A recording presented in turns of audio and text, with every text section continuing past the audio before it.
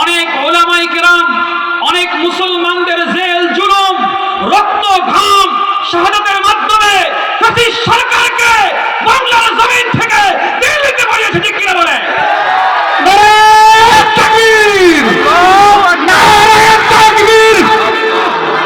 কুল্লু মাউলুদুন ইউলাদু আলাল ফিতরা, প্রত্যেকটা নবজাতক যখন পৃথিবীতে আসে তখন ঈমান নিয়ে আসে, কালিমা নিয়ে আসে, ইসলাম নিয়ে আসে।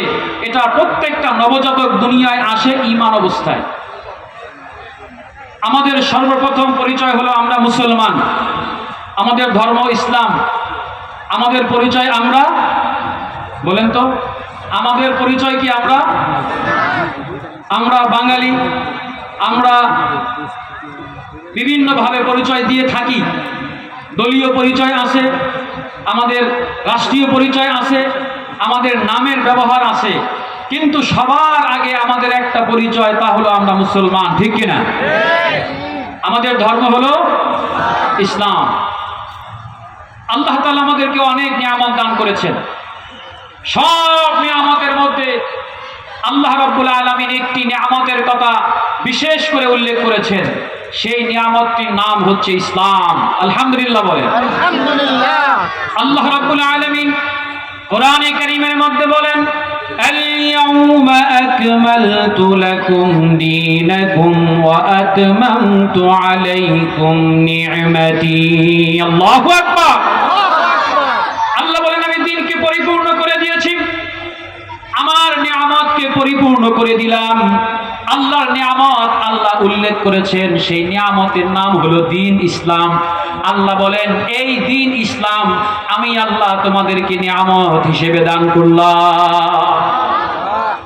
ইসলাম এটা আমার গর্ব, ইসলাম আমার ধর্ম, এটা পরিচয় দেওয়া, এটা আমার জন্য একটি গর্ববোধ করা, ঠিক কিনা বলেন?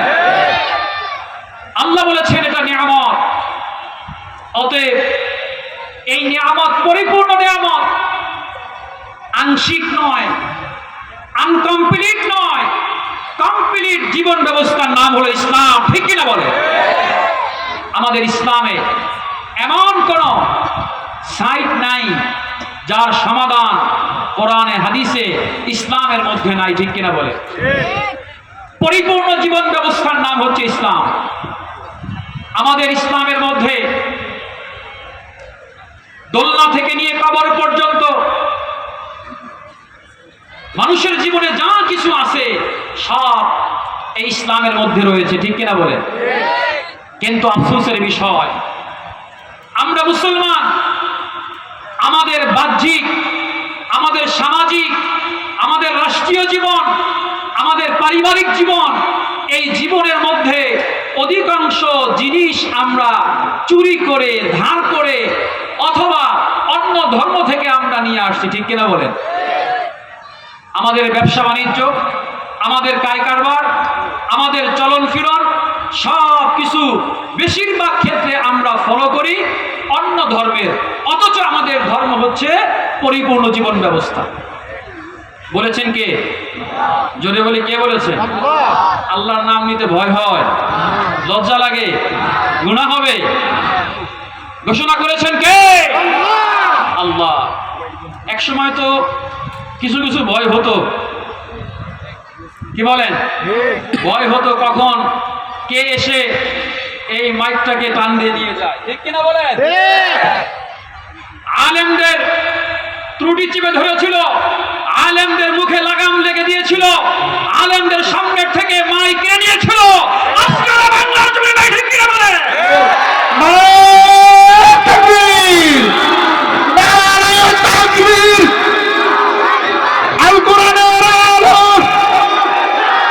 ইসলামের সুন্দরা, ইহুদের দালালেরা। আমরা বলতে চাই, এখন আর ভয় আছে? ভয় তখনও ছিল না। ইমানদারদের কাছে ভয় তখনও ছিল না, ঠিক কিনা বলেন?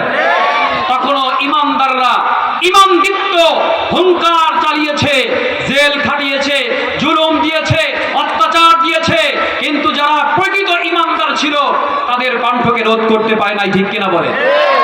রোধ করতে পারেনি আল্লামা মামুনুল হক সাহেবের কণ্ঠকে, ঠিক কিনা?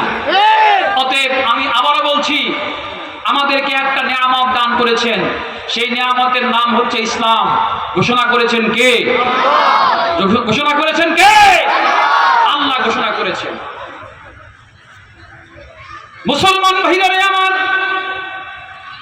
আল্লাহ রাব্বুল আলামিন আমাদেরকে পরিপূর্ণ জীবন ব্যবস্থা দান করেছেন ইসলাম, কিন্তু এরপরে আমাদের বিবাহ শাদীর মধ্যে দেখা যায় আমাদের বিবাহের মধ্যে হিন্দুয়ানা সংস্কৃতি ঢুকেছে গায়ে হলুদের নামে। আমাদের মুসলমানদের বিবাহের মধ্যে তেলই দেয়, গায়ে হলুদ দেয়। এটা হিন্দুয়ানা সংস্কৃতি মুসলমানদের, মুসলমানদের কাদের? হিন্দুদের। আশ্চর্য বিষয়, বিয়ে পড়াবে হুজুর দিয়ে, বিয়ে পড়াবে খুতবা দিয়ে এবং বলবে যে বলেন আলহামদুলিল্লাহ কবুল। এই আলহামদুলিল্লাহ বলতেছে সব এটা মৌলিক কাজকর্ম করে ইসলামের, কিন্তু আনুষঙ্গিক সব ঢোল তবলা নাচ গান গায়ে হলুদ বিভিন্ন ফাহেসা জিনিস এগুলো পালন করে বিজাতীয় বিধর্মীয় হিন্দুদের কৃষ্টি কালচার। ঠিক কিনা বলে? আল্লাহ রাব্বুল আলামিন বলেছেন, ইয়া আইয়ুহাল্লাযীনা আমানু উদখুলু ফিস-সিলমি কাফা ওয়া লা তাত্তাবি'উ খুতুওয়াতিশ-শাইতান ইন্নাহু লাকুম আদুউম মুবিন। আল্লাহ রাব্বুল আলামিন বলেন, ইয়া আইয়ুহাল্লাযীনা আমানু, হে ঈমানদারেরা, হে মুমিনেরা, হে মুসলমানেরা শুনো। উদখুলু ফিস-সিলমি কাফা, তোমরা পরিপূর্ণ ইসলামের মধ্যে প্রবেশ করো। পরিপূর্ণ ইসলাম মানো, কিছু মানবে আর কিছু মানবে না এমনটা করবে না। তোমরা পরিপূর্ণ ইসলামের মধ্যে প্রবেশ করো। উদখুলু ফিস-সিলমি কাফা ওয়া লা তাত্তাবিউ খুতুওয়াতিশ শাইতান, তোমরা শয়তানের পদঙ্ক অনুসরণ করবে না। আদেশ করেছেন কে? জোরে বলি কে? আল্লাহ আদেশ করেছেন পরিপূর্ণ ইসলামের মধ্যে প্রবেশ করো, শয়তানের পদঙ্ক অনুসরণ করবে না, অর্থাৎ কিছু মানবে আর কিছু মানবে না। এখন আমরা ইসলামের পরিপূর্ণ মানি নাকি কিছু মানি কিছু মানি না? আমরা মানি মিষ্টি খাওয়ার সুন্নত, ঠিক কিনা? কথা বলেন না কেন? অনেক মুরব্বীদেরকে দেখা যায়, অনেক বাবাজিদেরকে দেখা যায় বলে খাও খাও মিষ্টি খাও, মিষ্টি খাওয়া সুন্নত, ঠিক কিনা? মিষ্টি খাওয়ার সুন্নত তো ভালোই বুঝলাম, নবীজি মিষ্টি খেয়েছেন এই সুন্নত তো ঠিকই বুঝলাম, সাহাবায়ে কেরাম মিষ্টি খেয়েছে এই সুন্নত তো ঠিকই বুঝলাম, নবীজি দাঙ্গার মোবারক শহীদ করেছেন এই সুন্নত বুঝলাম না। নবীজি দ্বীনের জন্য ইসলামের জন্য রক্ত দিয়েছে এই সুন্নত আমাদের বুঝে আসে না। আমরা ইসলাম মানি, আমরা আল্লাহকে মানি, আমরা দ্বীন ধর্ম মানি, যেইটুকু আমাদের সুবিধা, যেইটুকু আমাদের ভালো লাগে, ঠিক কিনা?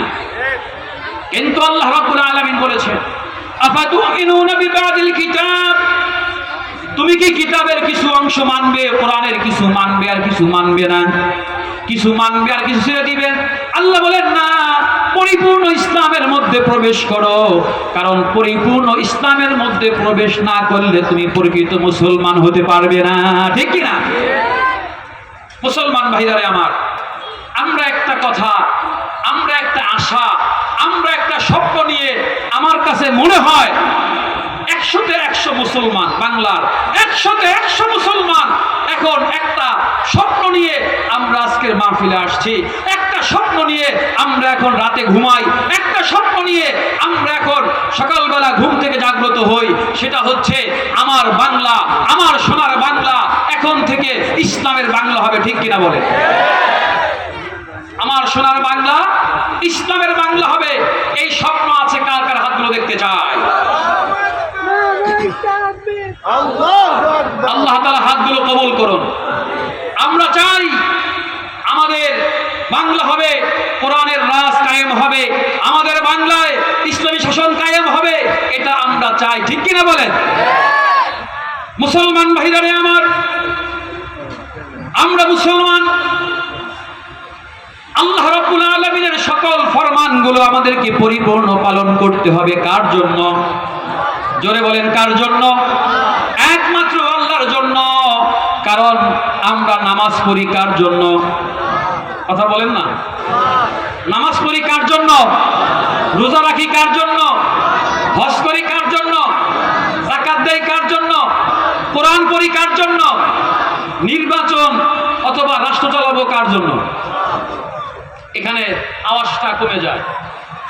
আমাদের কোরআন, নামাজ, রোজা, হজ, যাকাত প্রত্যেকটা বিধান আমরা পালন করি আল্লাহর জন্য, কিন্তু ভোটটা দিব গণতন্ত্রের বাক্সে, ঠিক কিনা? 95 কমপক্ষে 92 মুসলমানে যদি মুসলমান ইসলামের পক্ষে থাকতো, আরো 53 বছর আগে এই দেশে ইসলামী হুকুমত কায়েম হতো, ঠিক কিনা বলে? আশ্চর্যের বিষয় হলো নামাজ, রোজা, হজ, যাকাত সবগুলো পালন করি আল্লাহর জন্য, এটাকে আল্লাহর বিধান মনে করি, কিন্তু রাষ্ট্র পরিচালনা, সমাজ পরিচালনা, আদালত, কোর্ট কাছারির পরিচালনা এটা আল্লাহর বিধানে চলবে না। এটা চলবে লেনিন, মাওসেতু, কার্ল মার্কস অর্থাৎ কাফের, মুশরিক, ইহুদি, নাসারা তাদের নীতিমালায় আমাদের কোর্ট কাছারি চলবে। এটা কি আপনারা চান? এটা কি চান? এটা তো আমরা চাই না, এটা বলতেছি মাহফিলের মধ্যে, কিন্তু অতি পরিতাপের বিষয়, কিন্তু আমাদের কিন্তু আলাদা আলাদা দল আছে। আমাদের প্রথম পরিচয় ছিল আমরা মুসলমান, কিন্তু এই মুসলমান পরিচয়ের পরে আমরা হলাম বিভিন্ন দলে বিভক্ত। বিশেষ করে রাজনৈতিক দল, আওয়ামী লীগ, বিএনপি, জাতীয় পার্টি, জামাত, ইসলামী আন্দোলন, বাংলাদেশ খেলাফত মজলিস, অর্থাৎ অনেক ইসলামিক অনিসলামিক অনেক দল রয়েছে যাদের আমরা বিভক্ত। বলেন তো, আওয়ামী লীগের বেশিরভাগ মানুষ মুসলমান না অন্য ধর্মের? জোরে বলেন। বিএনপির অধিকাংশ মানুষ মুসলমান নাকি অন্য ধর্মের? মুসলমান। জাতীয় পার্টি মুসলমান। অর্থাৎ আমরা আমাদের সামনে যে দলগুলো দেখতেছি প্রত্যেকটা দলের বেশিরভাগ মানুষ হলো মুসলমান। আফসোসের বিষয়, এই মুসলমানগুলো তারা দিন চায় না, ইসলাম চায় না, আল্লাহর জমিনে আল্লাহর খেলাফত চায় না, ঠিক কিনা বলে? যদি কোনো ব্যক্তি আল্লাহর কোনো একটা বিধানকে অস্বীকার করে, তাহলে সে কি মুসলমান থাকতে পারে? জোরে বলেন না কেন? মুসলমান থাকতে পারে? নামাজ অস্বীকার করলেন, যেমন কোনো ব্যক্তি মুসলমান থাকতে পারে না। হজকে অস্বীকার করলে যেমন কোনো ব্যক্তি মুসলমান থাকতে পারে না। যাকাতকে অস্বীকার করলে কোনো মানুষ মুসলমান থাকতে পারে? জোরে বলেন না কেন? পারে। অর্থাৎ রোজা, নামাজ, হজ, যাকাত অস্বীকার করলে মুসলমান থাকতে পারে না, এটা আমরা বিশ্বাস করি। কিন্তু আল্লাহর আইন বাদ দিয়ে অন্য আইন এই জমিনের মধ্যে প্রতিষ্ঠা করার জন্য যদি কোনো চেষ্টা করে, তাকে আমরা মুসলমান মনে করি, ঠিক কিনা? আল্লাহর বিধান, এই জমিনে বিধান চলবে কার? এই জমিনে বিধান চলবে কার? আল্লাহর বিধান চলবে। কিন্তু আল্লাহর বিধান চলতেছে? কথা বলেন না কেন ভাই? আল্লাহর বিধান চলছে। আমাদের সমাজ, আমাদের রাষ্ট্র, আমাদের কোর্ট কাছারি, আদালত একটাও আল্লাহর বিধানে চলছে না। সব জায়গায় আল্লাহর বিধানকে নিচে রাখা হয়েছে, ঠিক না? আল্লাহর বিধান নিচে রয়েছে, অথচ আল্লাহ বলেছেন লিইউযহিরাহু আলা দীনি কুল্লি, আমার দ্বীন ইসলাম সব ধর্ম মতদর্শের উপরে থাকবে। আল্লাহ বলছেন আমার ধর্ম থাকবে উপরে, আমার দ্বীন থাকবে উপরে। কিন্তু আমরা দেখতে পাই যে আল্লাহর দ্বীন এবং ইসলাম রয়েছে আমাদের সমাজে সবচাইতে নিচে, ঠিক কিনা বলে? এই অবস্থায়ও আমরা মুসলমান দাবি করি, এই অবস্থায়ও আমরা আল্লাহর খাঁটি বান্দা দাবি করি, এই অবস্থায়ও আমরা নবীর খাঁটি উম্মত দাবি করি, এই অবস্থায়ও আমরা জাহান্নাম থেকে বাঁচতে চাই, এই অবস্থায়ও আমরা জান্নাতুল ফেরদাউস চাই, ঠিক কিনা বলেন? আমাদের সমাজের মধ্যে কোর্ট কাছারি, আদালত সব কিছু চলছে বিধর্মী, অর্থাৎ গণতান্ত্রিক কায়দা। ইসলামের কোনো আইন আমাদের সমাজে বাস্তবায়ন নাই। অমুসলমান ভাইরারে আমার ইন্তেকালের পরে আমি চাই যখন আমি কবরে চলে যাব, আমাকে প্রশ্ন করা হবে মান রব্বুকা, ওয়ামা দীনুকা ওয়ামান হাদা রাজুলু আল্লাযী বুইসা ফীকুম। প্রশ্ন করবে কয়টা? জোরে বলেন কয়টা? সবাই জানেন তো?